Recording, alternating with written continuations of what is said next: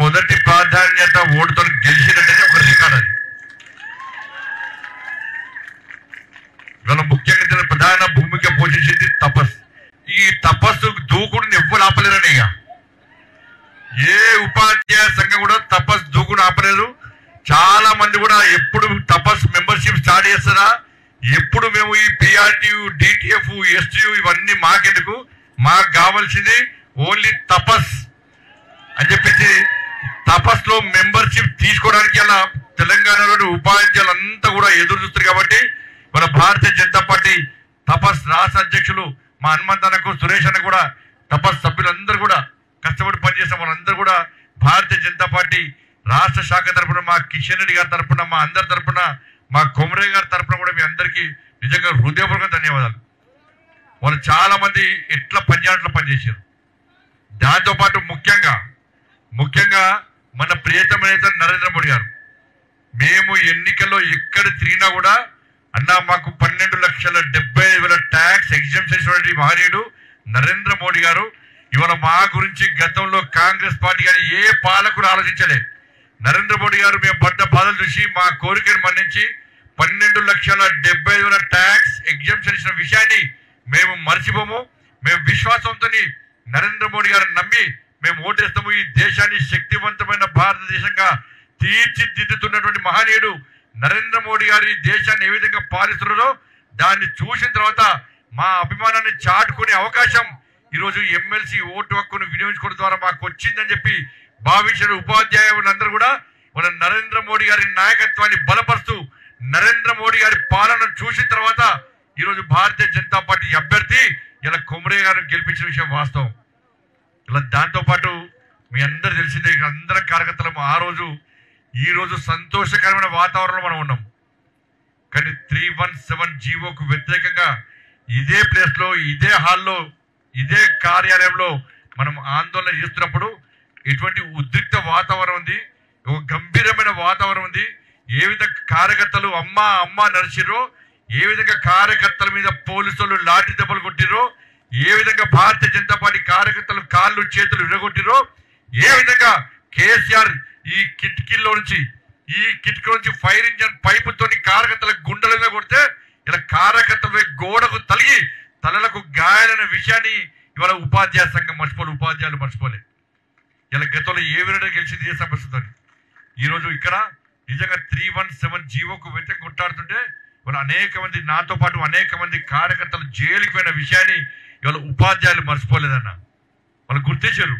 మొదటి నుంచి కూడా ఈ ప్రాంతంలో ఈ 5 ఉమ్మడి జిల్లాలో ఈ 4 ఉమ్మడి జిల్లా ఉపాధ్యాయులు చూస్తున్నారు. అరే 317 కోసం ఏ తపస్సు తప్ప ఏ ఉపాధ్యాయ సంఘం మా కోసం కొట్టాలి, కేసీఆర్ కు వ్యతిరేకంగా కొట్టడానికి వాళ్ళు భయపడ్డారు. 317 జీవోను సమర్థించిన ఉపాధ్యాయ సంఘాలు కూడా ఉన్నాయి. కేసీఆర్ కు భయపడి ఎవ్వరు కూడా మాకు అండగా లేరు.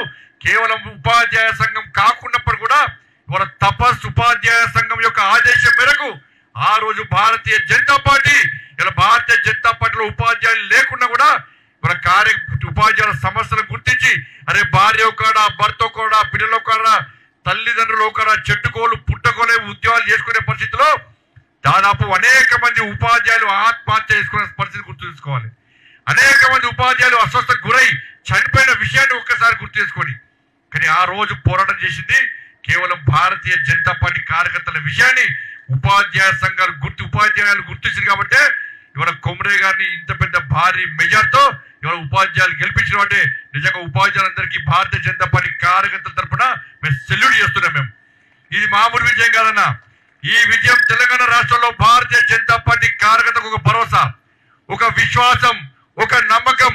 ఇక్కడి నుంచి తెలంగాణ రాష్ట్రంలో ఏ ఎన్నికలు జరిగినా ఉప ఎన్నికలు జరిగినా కూడా ప్రతి భారతీయ జనతా పార్టీ కార్యకర్త ఒక నరేంద్ర మోడీ వలనే ఉద్యమించి మన నరేంద్ర మోడీ అయి ప్రతి ఒక్క కార్యకర్త జెండా పట్టుకొని భారత్ మాతాకి జై చేసినామంటూ ఇక్కడ కార్యకర్తలను గెలిపించుకోవడానికి ప్రతి కార్యకర్త సిద్ధంగా ఉండడానికి ఈ ఎన్నికలు ఒక స్ఫూర్తిగా మారిన విషయం వాస్తవం. ఇలా కొమరే గారికి అన్ని విషయాలు అనుభవం ఉంది, అవగాహన ఉంది. అనేక విద్యా సంస్థలు నడిపిస్తున్న వ్యక్తి, టీచర్ల సమస్యలు ఏందో తెలుసు. కానీ ఉపాధ్యాయ సంఘాలు కొన్ని ఏం చేస్తాయంటే తప్పుడు ప్రచారాలు చేస్తాయి. కొమరే గారు ఉపాధ్యాయుడు కాని వ్యక్తికి మీకు ఓటేకండి అని చెప్పి కొన్ని ఉపాధ్యాయ సంఘాలు తప్పుడు ప్రచారం చేస్తే మనకు ప్రత్యర్థిగా ఉన్నటువంటి ఉపాధ్యాయ సంఘాలకు ఇప్పుడు కాంగ్రెస్ బీఆర్ఎస్ రెండు పార్టీలు సిగ్గు లేకుండా చేవజచ్చి కనీసం అభ్యర్థులు లేని పార్టీలు అభ్యర్థులని నిలబెట్టలేని చేతన అవస్థలటువంటి బీఆర్ఎస్ కాంగ్రెస్ పార్టీలు ఇలా భారతీయ జనతా పార్టీని ఓడగొట్టడానికి ఈ తెలంగాణ రాష్ట్రంలో 5 ఉమ్మడి జిల్లాలో మీరు కష్టపడి పనిచేస్తున్న తీరును గుర్తించి భయపడి ఇలా మన ప్రత్యర్థులకు ప్రత్యక్షంగా పరోక్షంగా అన్ని విధాల సహకారాలు చేసి మనని ఓడగొట్టడానికి కాంగ్రెస్ బీఆర్ఎస్ ప్రయత్నం చేస్తే రెండు పార్టీలు ఒక్కటే ప్రయత్నం చేస్తే ఇలా ఉపాధ్యాయులందరూ కూడా ఇలా జాతీయ భావజాలాన్ని నమ్మి హిందుత్వ వాతావరణం నమ్మి హిందూ ధర్మాన్ని నమ్మి ఏ ధర్మం కోసం ఏ దేశం కోసం ఏ సమాజం కోసం భారతీయ జనతా పార్టీ కార్యకర్తలు కష్టపడి పనిచేస్తున్నారో దాన్ని విశ్వసించి మన భారతీయ జనతా పార్టీ అభ్యర్థి అయిన మల్క కుమ్రే గారికి 5,000 మెజార్టీ ఇవ్వడం అంటే ఇది మామూలు విషయం కాదన్న విషయాన్ని ఒక్కసారి గుర్తుంచుకోండి.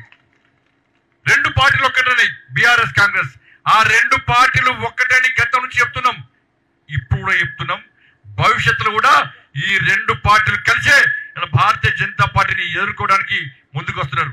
అరే సాక్షాత్తు రాష్ట్ర ముఖ్యమంత్రి గారు వచ్చిన సాక్షాత్తు కాంగ్రెస్ పార్టీ బీఆర్ఎస్ పార్టీ లోపాయకర ఒప్పందం కుదుర్చుకొని 1,000 కోట్ల రూపాయలు పంచినా కూడా ఇవాళ భారతీయ జనతా పార్టీ గెలిచింది.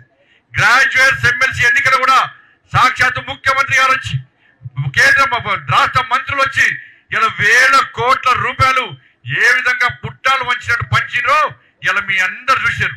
అయినప్పుడు కూడా దానిలో కూడా మనం గెలుస్తామన్న విశ్వాసం నమ్మకం నాకైతే ఉంది. తప్పకుండా గెలవాలని చెప్పి ఆ ఆశీర్వాదం ఇవ్వాలని చెప్పి ఇవాళ మేము అందరూ వేడుకుంటా ఉన్నాం.